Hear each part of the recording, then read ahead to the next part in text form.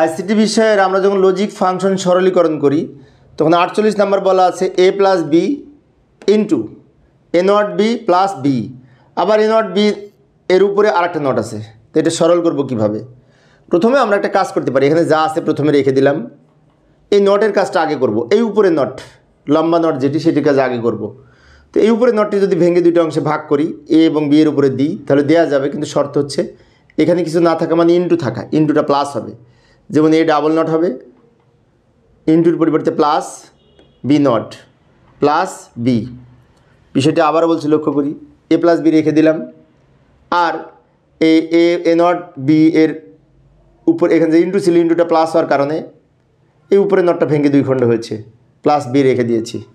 এখন এই যে এই নিয়ম অনুযায়ী আমি এটা ভাঙলাম, কী ছিল, এ বি নট, অর্থাৎ ডি মর্গেনের দ্বিতীয় উপপাদ্যে বলা আছে এই গুণের নট সমান, বিশেষ করে আলাদা আলাদা পূরক করে তার যোগফল সমান হবে, অর্থাৎ ইন্টুটা প্লাস হয়েছে, এই নটটা ভেঙে দুই খণ্ড হয়েছে, এই নিয়ম অনুযায়ী এটা ভেঙেছি। এখন আর একটা বিষয় এখানে সৃষ্টি হয়েছে, সেটি হচ্ছে এ ডাবল নট সমান এ হয় এবং বি নট প্লাস বি সমান কিন্তু 1 হয়, তাই না? তাহলে আমরা লিখতে পারি এখানে এ প্লাস বি ইন্টু এটা এ, এটার মান 1, এটা কিন্তু লিখতে পারি। ভালো করে লক্ষ্য করি, এ ডাবল নট সমান এ হয় plus B not plus B, এর মান কিন্তু 1 লিখেছি। এ প্লাস 1 সমান কিন্তু আবার 1 এর সাথে যাই যোগ করি ফলাফল 1 হয়, এটা তো আমরা জানি।